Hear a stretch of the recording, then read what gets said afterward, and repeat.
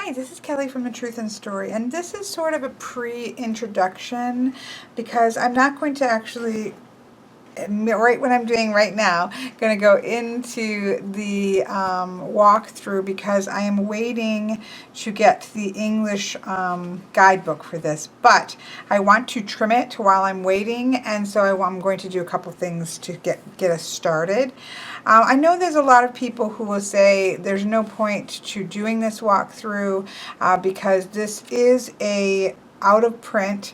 Except for that you can get still, I believe, this Russian version. So this is the Victorian Romantic Tarot by Baba Studios, and this is in Russian, as you can see here, and you can see from the guidebook. It is all in Russian. And you can see on the tops of the bottoms of the cards that it is in Russian. This was gifted to me, and the person who bought this had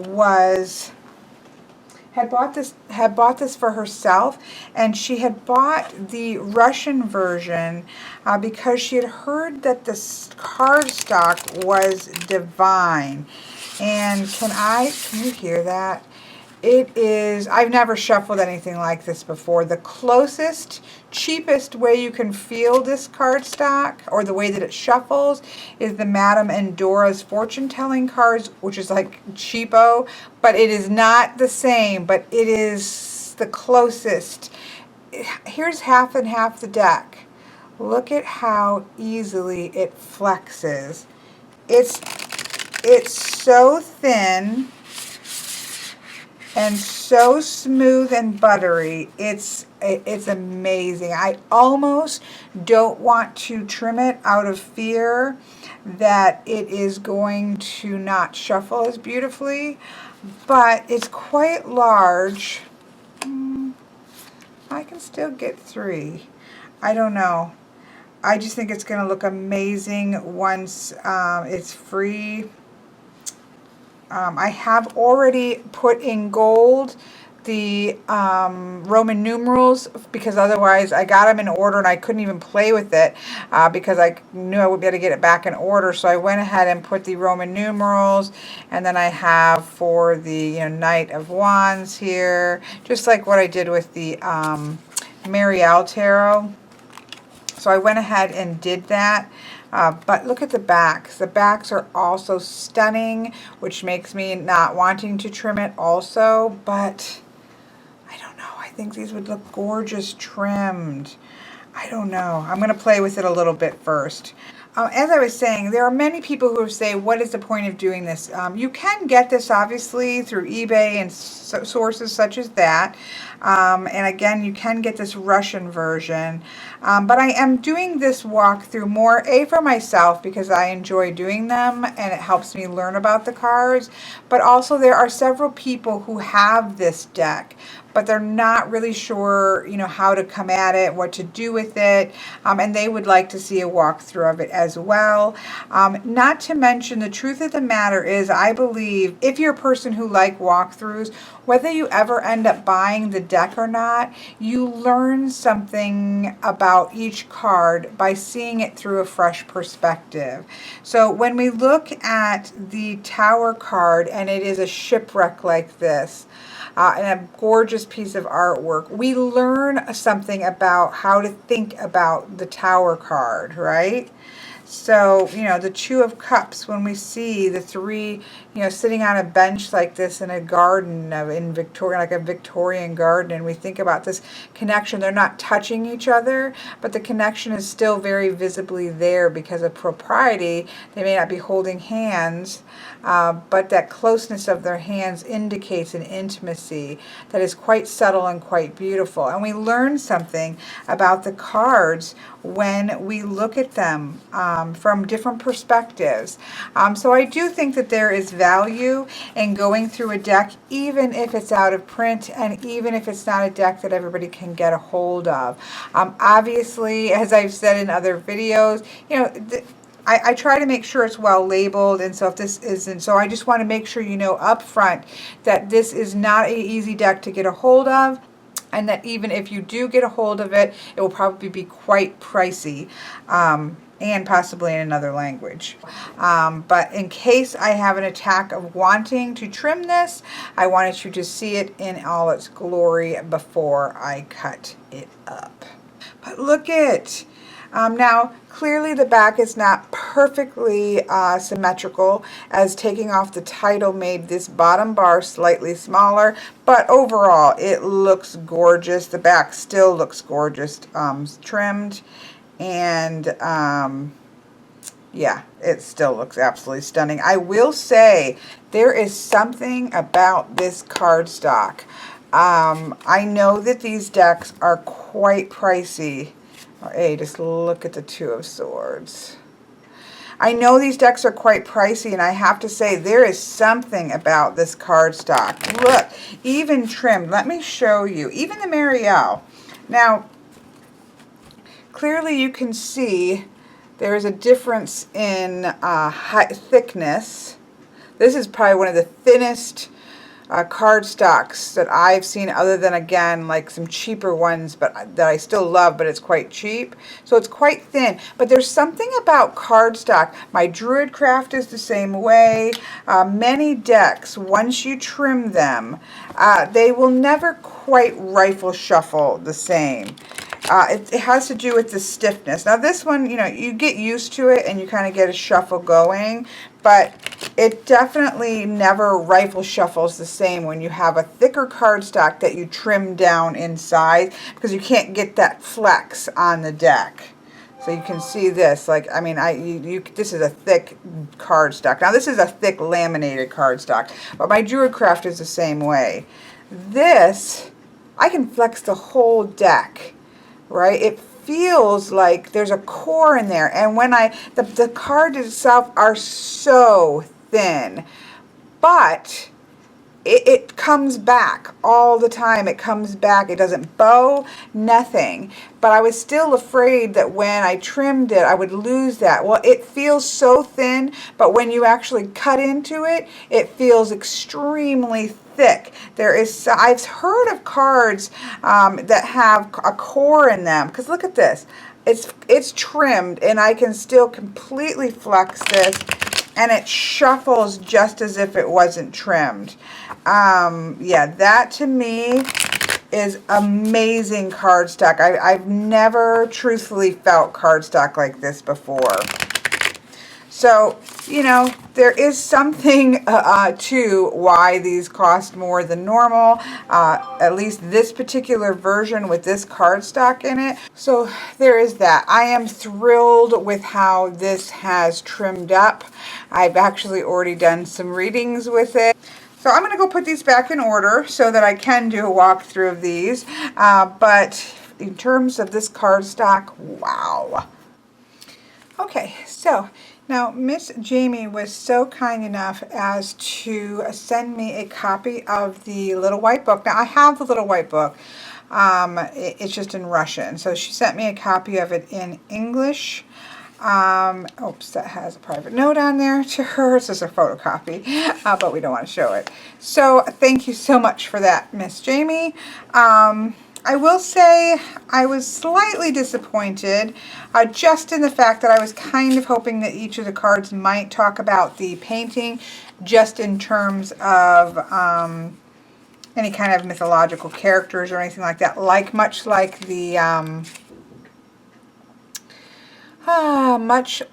the Tarot of Delphi.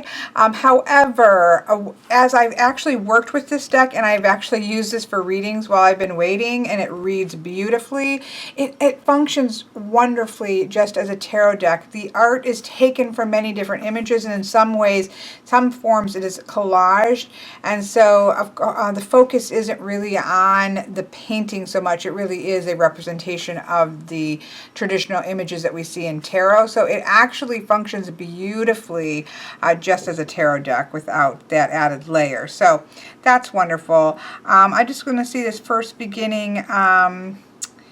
They had found an old edition of a book of art engravings published in Germany in the late 19th century.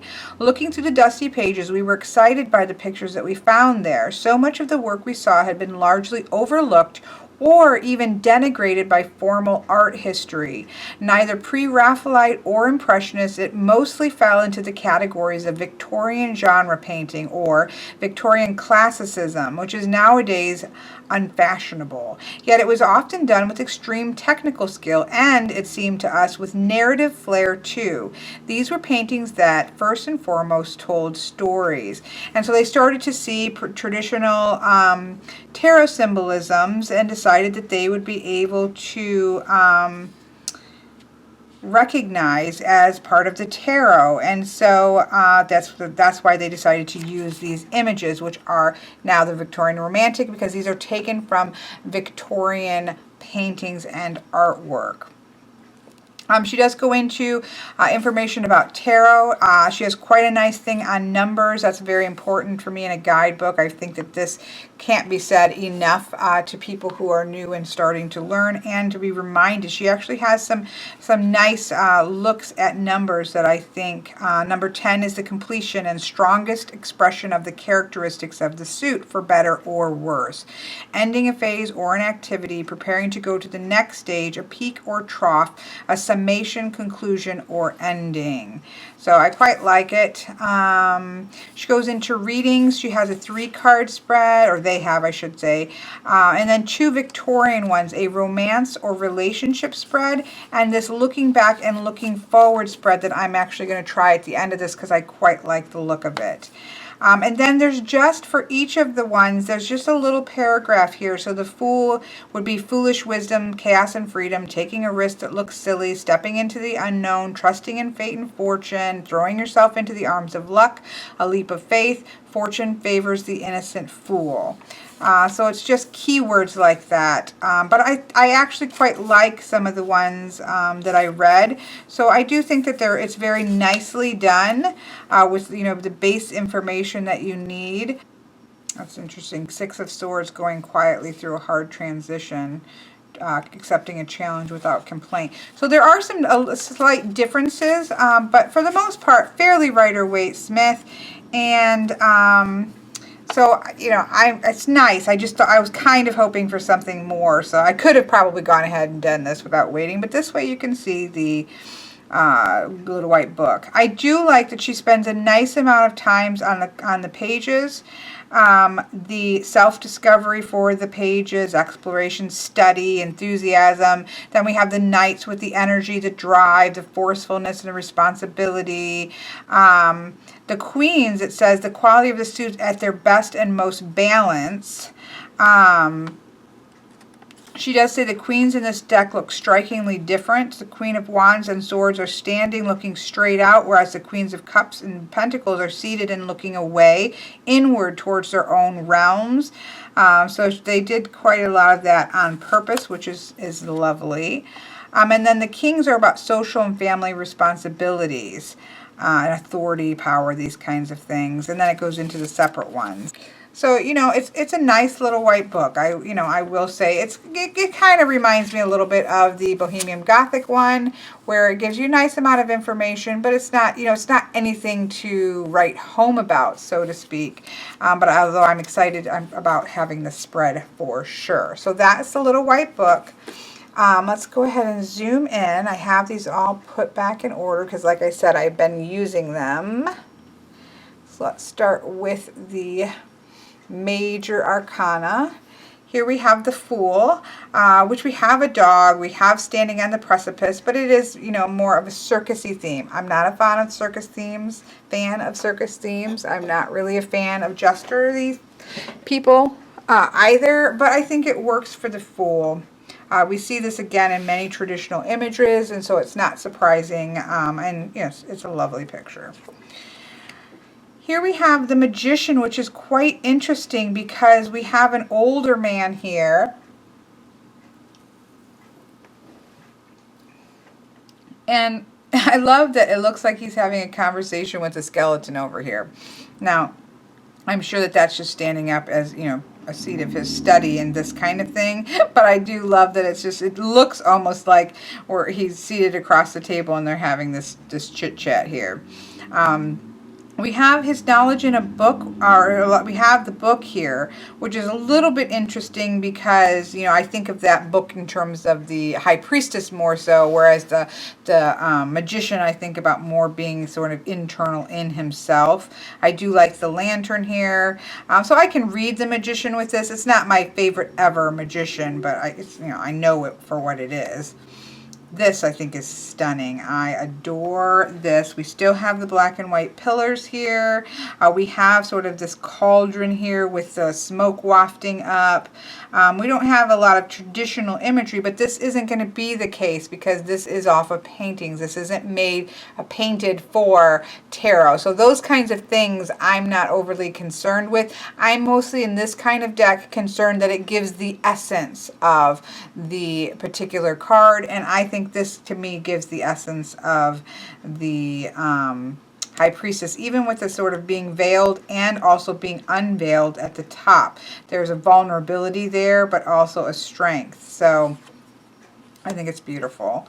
Here we have cherubs, which we know I am not fond of, but it's very Empressy. It even has the red piece of red there, which we often get with the Empress. It's very abundant looking. It's very lush looking. So it works.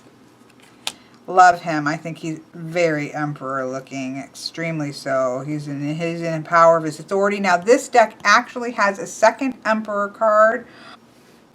Okay, here it is. So this is the two options that you have for the emperor. Obviously this is untrimmed. So here we have more of an Egyptian kind of seated back. It just, to me, kind of speaks a little bit more of like an Egyptian-y kind of figure. You can even see the hieroglyphics in the background, and then you have more of a European emperor. So I didn't feel like she particularly went with him. Not that I think she particularly goes with him either, but I ended up choosing this one for my emperor, and I quite like him. We don't have the natural world shown here, but again, this wasn't made for tarot, so I just want to see the energy of the emperor, and I think that that exists there. I love this Hierophant. So we have sort of a teacher, and we have these studious, almost like a rabbi, with two boys here, and they're learning their lessons, passing down of tradition. I think it's wonderful. Here we have the Lover's card, which I think is, again, so sweet. It's the Lover's card. We don't see the third element of the divine, but she's looking up to it. I like how he's looking at her. She's looking upwards, and we have the understanding that up above is that third superconscious, the higher consciousness, the divine consciousness, all that. We know that that's up there. Here we have the Chariot, which I think is quite lovely. Now, I prefer to have a chariot with one single person. We do have a multitude of flying creatures that are pulling it, and neither of them they're all dark. There's not anything that is light there. But you certainly get the idea of a lot of, chaotic flying about with all these creatures and needing to control them being important. And we do get a little bit of sense of her control is also going to be in benefit of other people. But I personally like my chariots just to have one person in them, but I can live with it. I think this is stunning. She's calming. She's not fighting with it. She's just saying, calm yourself. All will be well. She's just I just think it's gorgeous. Love the Hermit. I love that he's by the water. Very often he's up into the mountains and things like that. He's kind of off, and instead of a lantern, he has an hourglass. I think that that's quite lovely. I guess, let me make sure. Yeah, I would say that that's an hourglass. But I quite like it. We still have that sense of going off and seeking solitude to figure things out. His staff actually almost looks to be a sickle, or a scythe kind of thing. But I think that's actually just a stone here. We've got kind of different kinds of stone. I see this and I think the Hermit, and that's all that really matters. This is an interesting Wheel of Fortune because we have that kind of tale of the Prince and the Pauper. And so we have this, everyday person, and he's out there setting a trap for food and kind of getting things set. And then here comes somebody, a lord, that is coming with his fancy horse and his nice clothes, and he's bringing the crown because this is actually, his circumstances are about to dramatically change. Now, whether to the better or the worse, that can be very unusual. His life might, very questionable. His life may actually be easier and simpler as it is, and this could actually be a swing down for him, or it could be a swing up. So I actually think this is a lovely Wheel of Fortune. Here we have the gorgeous Justice. We definitely have this guy afraid of what's going to happen when she is measuring of his soul. He doesn't look too, this angel doesn't look too happy. I think he's about to be cast out of heaven. So we have a very Christianized in terms of, because here we have fire down here. He's definitely, it almost seems like we're looking at an image of Lucifer being judged and found wanting and cast into hell. But I still, again, think that the justice feel is very much there. Love this Hanged Man.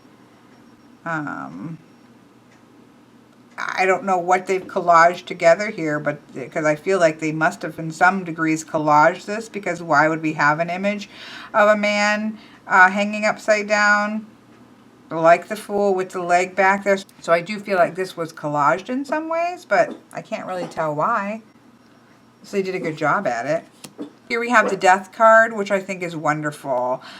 We have the kind of death up here with a typical skeletal with the scythe here, harvesting the souls. But we also have an angel over here that might be easing the passage. We have people over here, an older couple that is, again, she's kind of nurturing and caring for this person who may be passing. So it's quite an interesting, I think, a very powerful Death card. Here we have the beautiful Temperance card. Now I know some decks versions of this have a different Temperance card. A lot of times Baba Studios seems to change cards when they do different editions. I feel like this card and this card are very different artistically than the rest of the deck. Well, there may be more, but those two, just from using it, those two kind of stand out as sort of a very different style of art. But I do really like this, and it really does pop. I've had this come up in readings, and there is something very serene about it, and something that does stand out in a way that I think is actually quite lovely. I love her. I think she's adorable. She's holding out jewels. She's got flowers here, which can have thorns on them because we have crumpled flowers crushed beneath her feet. We have a snake that is winding up her back. We obviously have the devil wings here, piles of gold. We have this, look at how we have her, but her shadow almost looks like a creepy crony thing down in the background. So that sort of come to me temptation aspect, but that it may not be all that you expect for it to be. But I do like is that we don't even actually have somebody in chains here. It's almost like she's beckoning you outside of the card, saying, come taste my wares. And you have to make that choice to not abdicate your power. I love this for the tower. We do have a lightning here. The Tarot of Delphi also has a shipwreck, and there's something else that I have that has a shipwreck for the tower. But I actually quite, I think this is very powerful because we do have that sudden change that is just devastating. That I think is very powerful and was very, probably more of an actual tower moment that was realistic in the time period when there were so many shipwrecks going on versus how many times do we really have towers being struck and falling apart. And that impacting us, where I think that this kind of destructive act of nature it was much more common to the time period and much more indicative of something that might happen and really change somebody's fortune. Both the people on the boat as well as the people who maybe have goods and things and their commerce and their trade relies on it. They could just have lost their entire business. So I do think this is quite a beautiful representation. I love the star here. I think it's gorgeous. I love that she's partially in the water. It's just, to me, it's beautiful, and it says hope, and I just love it. Moon is also gorgeous. Again, we don't technically have towers. We have lighter mountains and darker mountains, and that idea of a passageway here. We can see water going over a waterfall over here. So again, you know, this is not painted for the moon card. So it's just the feel of the moonlight, and it feels like also the Bohemian Gothic. So yeah, love it. This is another one of those that go like with these. I think that the artwork is quite different, but it's nice because this is a sun card. So we do have somebody on a horse, which is traditional. We do have a Cupid, which I'm not fond of, but I like that it's an adult woman. It's somebody that's in her fullness of her adulthood and riding and confidently on the horse. So I do actually quite like that, even though again, the artwork is much more along this line than what we see. We also see that a little bit in this last card also.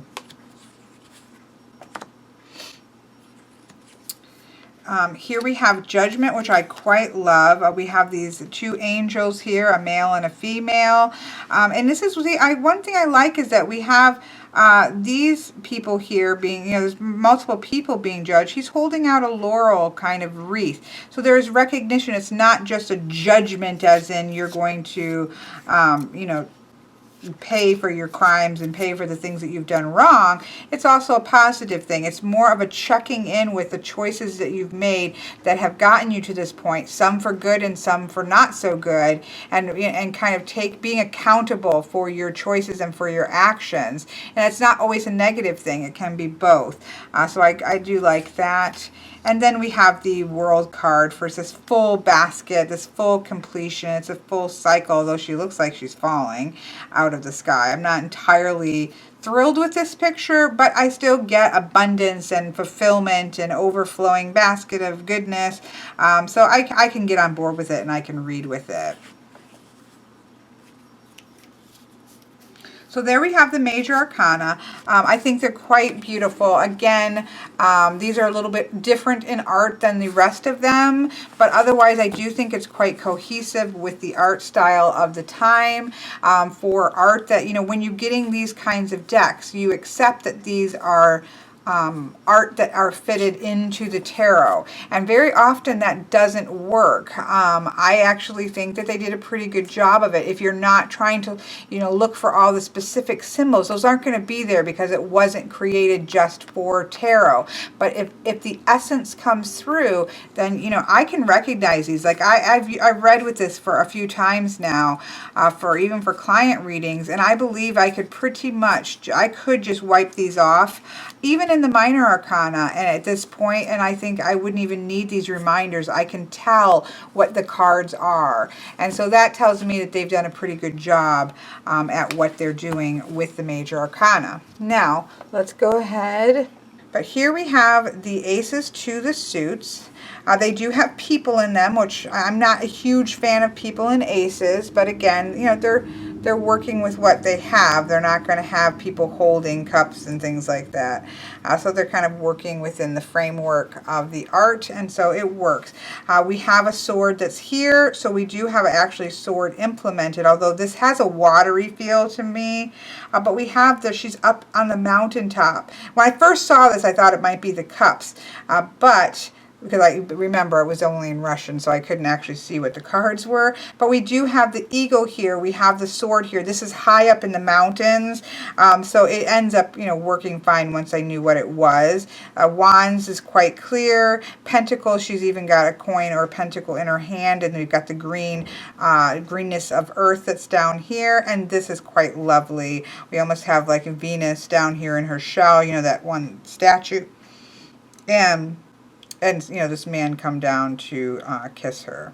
So I think it's a relationship piece. So I think these actually work quite lovely for a deck that is not intended, or images that were not intended for tarot. So let's take a look now. Of course, we're going to start with air because that's my suit. So here we have the ace, which we talked about. I love this Two of Swords. There's not a sword in sight, but she's got a decision to make. The crossed swords imagery is already there. We've got stormy clouds and rough seas, and she's got to make a decision so that she can move forward. I think it's beautiful. Again, Three of Swords. Clearly this person is grieving.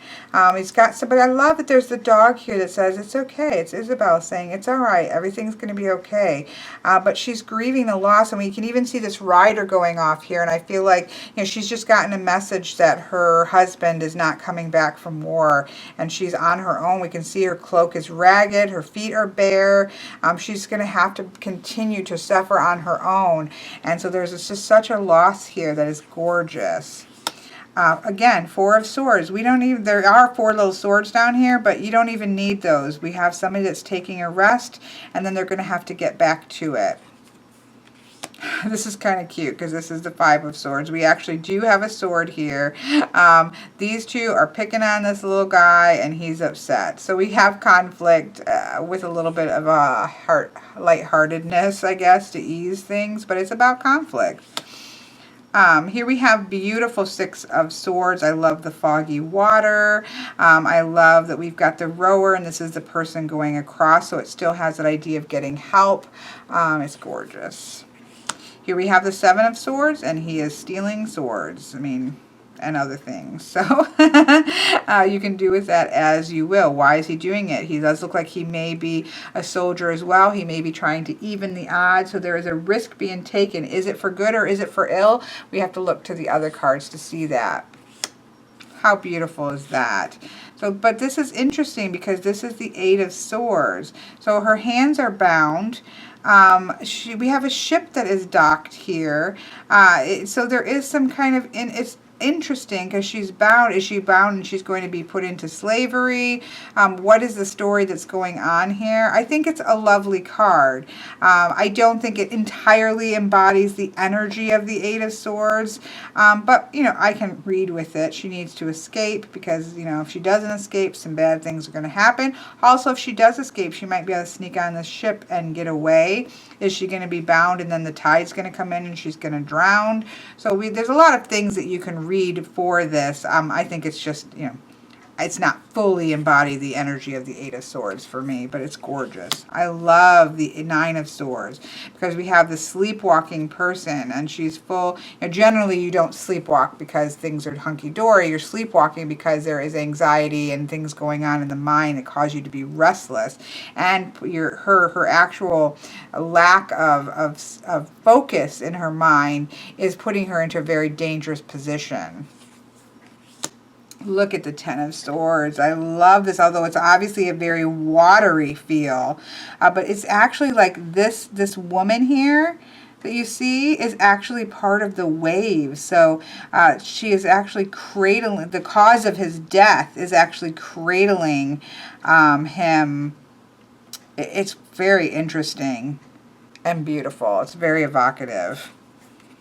Then we have the quartz. So here we have the page who's holding a sword, the knight who is very much active. He is saving the damsel in distress. He's what I think about with this Knight of Swords.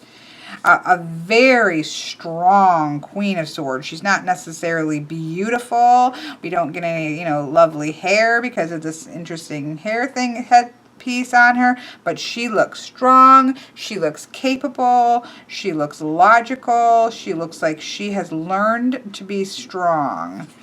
And then we have the King of Swords, who doesn't look as strong as the Queen of Swords, but there you have it. So all in all, I think it's quite a lovely suit. Again, I don't have the same expectations with this type of deck that I have for one that was created specifically for it. Generally, I don't like decks, right, that have taken artwork and try to fit it into a tarot deck. I generally don't like those.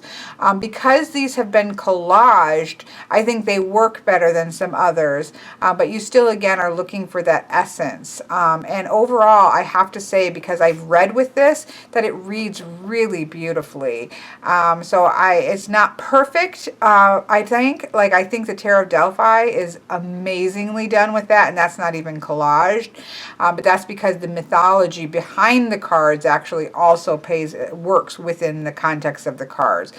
But I still do think that this is quite a beautiful deck, and for the most part, I think it works very well, and I think it's very difficult to see what parts are collaged for the most part. So here we have the Ace of Wands. We have the Two of Wands here. Now, I do think this was one of the only ones that I kind of was like, okay, that doesn't, I'm not seeing the, kind of wishing to go, to go through kind of I really think a lot about the two opposing forces and making them work so that you can go between them and go somewhere, where I don't really see this so much. I do like to see that representation of the two. We do have the two trees here, but she is still dreaming of something bigger and better. She's ready, needing to figure out what she's going to do so that she can strike out and go. So she's kind of in the dreaming phase, where in this one, he's kind of planning ahead. You get at least the 3 trees with the Three of Wands. He's kind of, his idea of moving forward is much broader. We see a broader range here. We do see water, although we don't see like a traditional ship. So these two right here, aren't my favorites, but I can read with them knowing what they are. Here we have the Four of Wands Celebration. I think it works beautifully. Same thing here. We have Five of Wands with arguments and, disagreements. This is wonderful. I love this six. I'm not a huge fan of Six of Wands cards. I don't know. They're just usually a little bit cheesy. I actually quite like this one. Victory, triumph. Same thing here. I think this is fantastic. Seven of Wands. Not as fantastic as my creepy demon friend in the Bohemian Gothic, but this is a great Seven of Wands. I really like this Eight of Wands. Again, we don't have 8 wands here, but oh, the movement of the Eight of Wands is very much intact in this. So it's about opportunities, energy, movement, fast movement. I just think it works great. This one makes me giggle.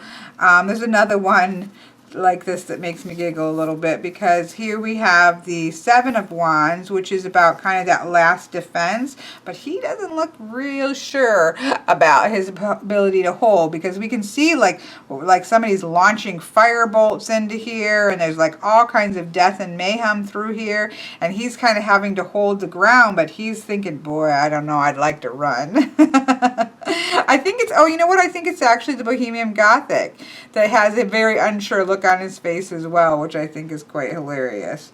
But, you have to hold, even though you may not feel like it. May you not feel strong inside, you're still holding on, and that's true courage. There's that thing about having courage isn't about not having fear. It's about having fear but holding anyways. And so we get that idea with this as well as the Bohemian Gothic. I love this. This came up in a client reading, and I love it because we have the Eight of Wands, and she is burdened down, but look at, she has a child. She has even a younger child here. So her duties, are the things that are weighing her down, are in, she needs to carry on because people rely on her. It's very much like the Shadowscape, where we have the woman bent over and the city on her back. She has so much on her back, but she's got to keep her chin up because people are relying on her. I love this. Here we have the Page, the lovely Knight of Wands. Look at her. And then we have the King of Wands, listening to music. Next, we have the Pentacles.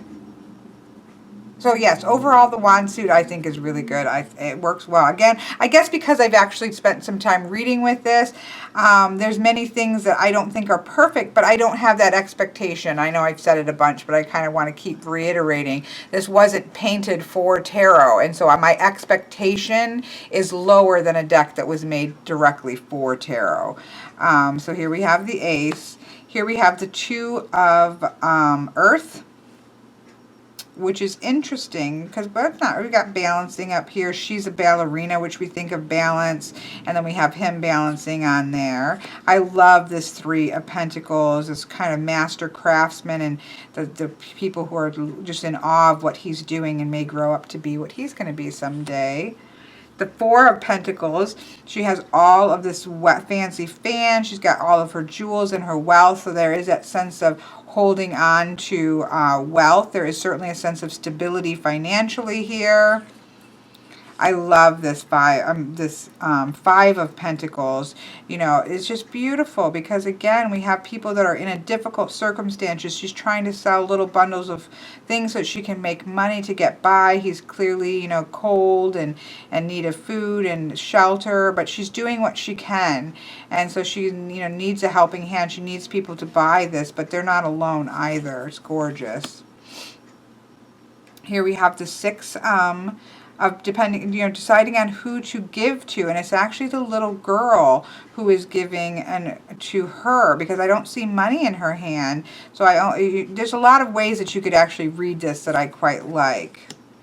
Here we have the 7 of Pentacles, having worked hard here and planted and needing to wait for things to bloom.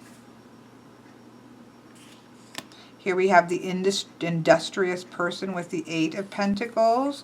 The 9, we have that very much that sense of luxury, that sense of being at that degree of things going so well together, that very well dressed, the perfect hat, the abundance in the basket. That to me works. It doesn't have the traditional hawk or falcon on there, but you certainly get that same feel. Again, abundance feel here of the 10 of Pentacles. Then we have the Page, the Knight. This is the only card. This is probably my least favorite card. And then we have the King, which I quite like. I just don't I don't know that this is the case, but it feels like this hair was just stuck on top, just right in here, the way that it sets on her head. It just, to me, doesn't feel like it was meant to be that way. I feel like I can see the collaging in some way here. So it's not my favorite. It's not horrible by any means. It's just not one of my favorites. Really, it's the only one that kind of stands out to me like, not so much. Here we have the Cups. I love the 2 of Cups. Gorgeous. I love how there's a restrainedness. You know, they are clearly infatuated. They're staying well apart because of decorum. They're not even touching hands, and yet you see that sense of intimacy and that desire to be touching that I think is beautiful. We have the 3 of Cups, friends together. I love the 4 of Cups too. We have this whole party going on, but he doesn't look like he's really invested in it. He's a little bit dissatisfied. He's a little bit that sense that I've got everything, I'm stable, but I'm not entirely, I can't stay here in this position. We even have the upraised cup that he's not looking at. Here we have the 5 of Cups. This is beautiful. I don't get so much a sense of sorrow like we did with, say, the 3 of... I really love the 5 of Cups and the 3 of Swords and the 5 of Pentacles in terms of loss. And I feel like, you know, she looks a little bit sad, but I don't get the full-on feel of the 5 of Cups, but it's recognizable. Love the 6 of Cups here. You know, many people look at this stormy city and would say, ugh, whereas through the eyes of a child, it's time to go out and play in the snow. The 7 of Cups is quite an interesting one to me. This is kind of about daydreams and hopes and fantasies and making choices. And here we have, you know, here we have this whole... all this stuff that he's got back here, but he doesn't know what he's going for. Instead, he's off fishing for something else. Like he's going to be pulling something else up. What's he going to get? What is it that he wants? He's not entirely sure. He's not satisfied with what he has. It's an interesting card. I like the image. Just I like that he's out there reeling for that. I don't immediately get the sense of the 7 of the Cups here and have to stretch a little bit for it.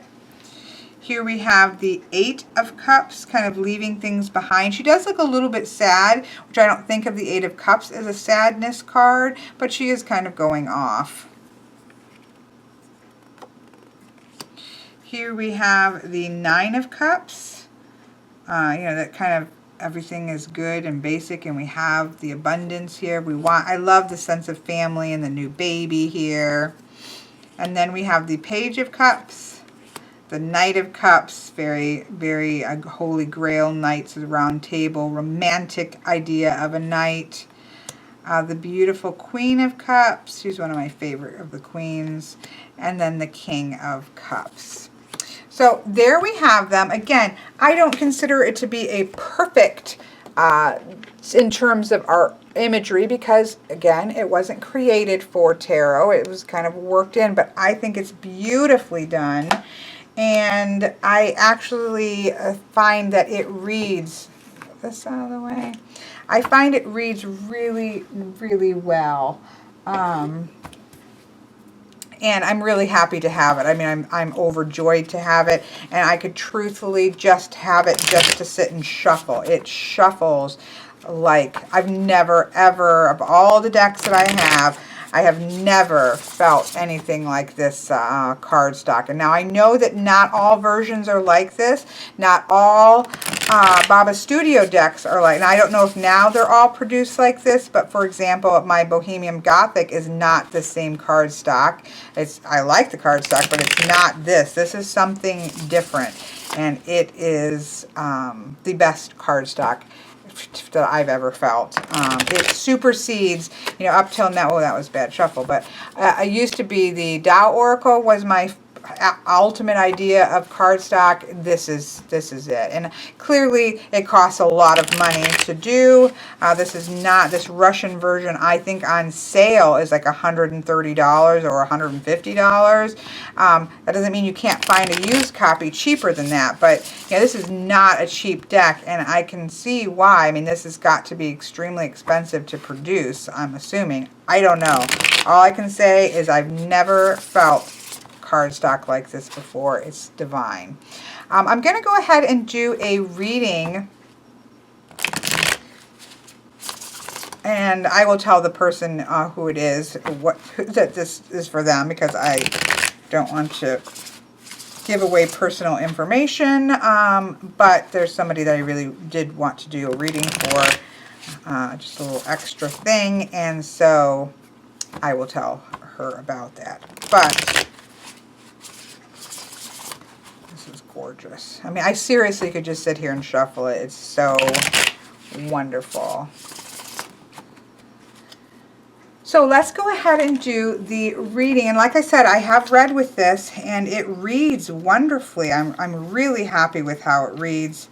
I will definitely be using it. This won't be a deck that's just pretty and sets up somewhere. I will be using it. So I'm going to use this, they call it the Looking Back, Looking Forward spread. Right here, it is a 6 card. And so we're going to be using that because I just thought it was interesting, and I like to try the spreads out that come with decks, especially when they are ones that are made for the deck versus just a standard spread. So let's take a look. The first position is where I am now, and this is quite appropriate for the person that I'm reading. This is a state of conflict. This is a sense, a card of conflict, or that sense of being put upon and feeling like everybody is kind of attacking at you, and feeling that life in general is attacking at this person, and that idea of just needing to defend herself. This is very much a very good card for her place that she's in right now. The second card is where that she wants to be. Look at that. Look at that. So yes, I mean, clearly recognition, triumph, things to be done, things to be over, things to be done well and end well, and there be this happy ending sort of idea. I mean, this is what I'm saying. Tarot is an amazing thing. Absolutely amazing. So now we're going to look at 3 and 4 to be the past. So we have 3 and we have 4. And then in the future here, looking forward, we have 5 and we have 6. I love that it ends with this. I even like that we have this here because it's an ending of something that needs to end.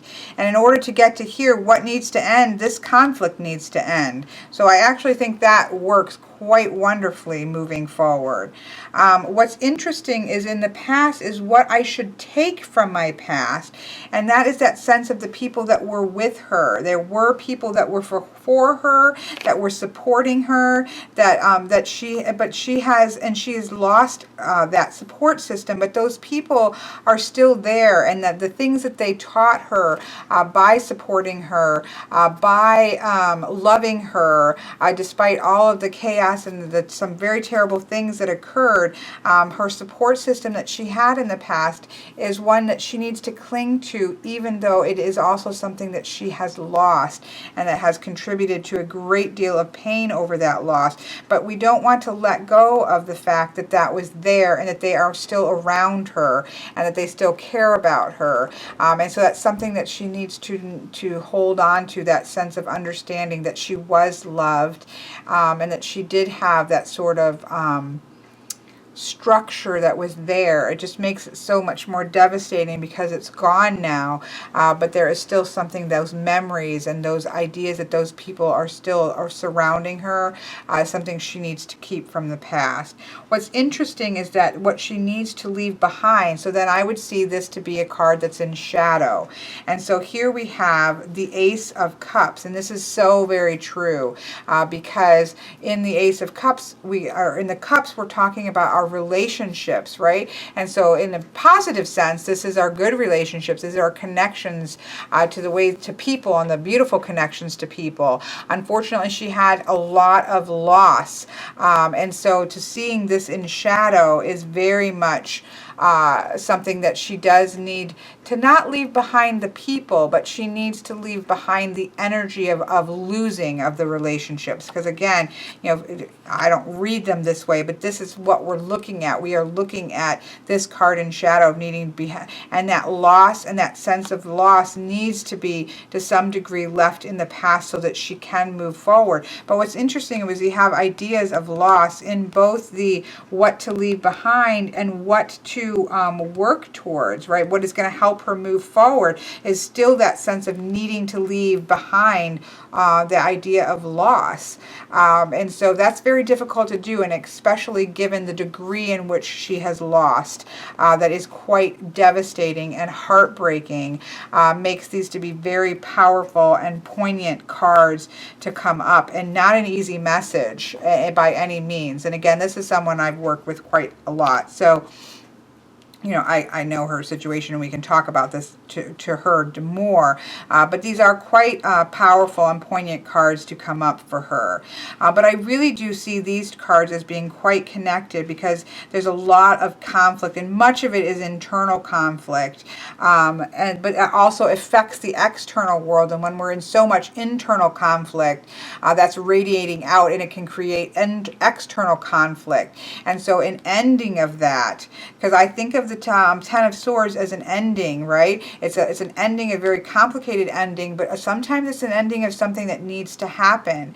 And so it's because we have these together, we have that sense of this conflict needing to end, needing to let go of what we've lost.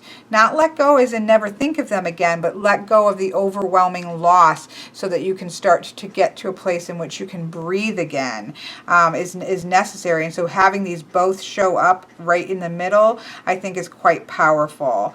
But what do we have moving forward into the future, and how can her past experience help her in the future is what this card is for, and what she can anticipate here, or what she can how her past can actually help her is that she does have to dig deep because of her past, because of the great amount of loss that she's had to deal with. She has to rely on herself. She has to rely on her strengths. She has to rely and see her strength. I almost think of this as scrying and really kind of looking internally and seeing the power that she really does hold, and trusting herself, trusting her instincts, trusting her strength, trusting the knowledge that she's gaining to become a strong and beautiful, confident woman. I just love that the High Priestess is shown up here, projecting into the future, as well as this kind of sense of triumph and victory and actually getting a win. You know how sometimes you just say to certain people, like, or just look at certain people and say they just need a win, right? They need something that allows them to just have a victory. And this is definitely the case with her, and I wish this for her.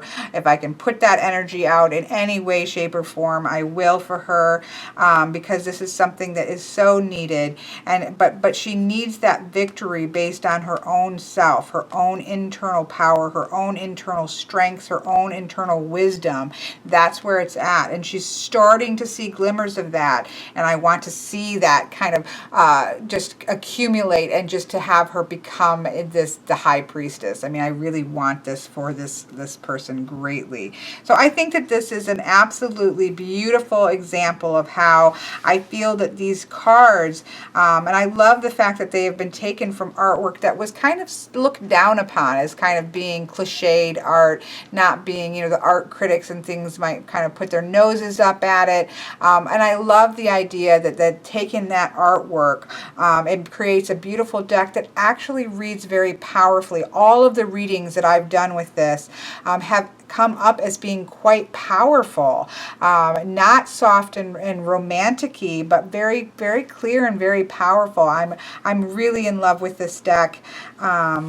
Thank you so much to Miss Romantic for passing this on to me. I'm sorry that it didn't work for her, that she didn't really quite feel connected to it, but I'm quite just in heaven to have this. Again, it was the other Baba Studios deck, besides my beloved Bohemian Gothic, that I really would have been the one that I wanted, and so to have that show up was quite heart pumping and exciting, and I'm glad that I trimmed it. I'm glad she was completely on board with me trimming it and was like, oh yeah, go for it, you know, do whatever makes it yours. So I just, you know, I'm blessed to have this deck, and it is a deck that I will be using quite a lot. So there we have it. So this has been a look, a kind of random look, because of obviously kind of breaking it up. But this has been a look at the Victorian Romantic Tarot by Baba Studios. This version is the Russian version. Like I said, all that I'm saying about the cardstock does not, I don't believe, apply to all of the versions of this deck. It does not apply to the Bohemian Gothic that I have. So I don't know what decks have this stock and which ones don't, but you know, so just keep that in mind. This is what the deck looked like pre-trimming, trimmed, and trimmed, or pre-trimming and trimmed. Again, that's not a bad border whatsoever. It's a lovely large size, but obviously I don't speak Russian, so it just made sense for me, and so I'm very happy with the trimming. I would be very happy if I had an English version, leaving it as is. I still probably would have trimmed it, knowing myself, but I do think it's quite lovely untrimmed as well, and that's a gorgeous, you know, red border around the backing, although I'm happy with that. I am going to get a thick gold marker. The one that I have isn't really touching it, so I need to get more of a paint marker, I think, but I am going to gold the sides to go with this top. And then of course here's the guidebook in Russian and the guidebook in English. So thank you for taking a look at this with me again. I know it's one of those ones that you know, it's expensive, number one. It's out of print except for the Russian version of it, but there are people who have it who wanted to see a walkthrough of this deck, and as well as I've said, I really do believe that even if it's a deck that we are not even interested in getting, that there is something to see somebody's interpretation of tarot. Another person, you learn little things that lets you see a card in a different light that I think is also helpful. Like I said, I do watch deck walkthroughs, even of decks that I know that I'm not necessarily ever going to buy, because I just love to see how there's so many lenses in which to see these archetypes and these cards that I think it's well worth the time. So I hope that you enjoyed this, and I hope you have an absolutely wonderful day.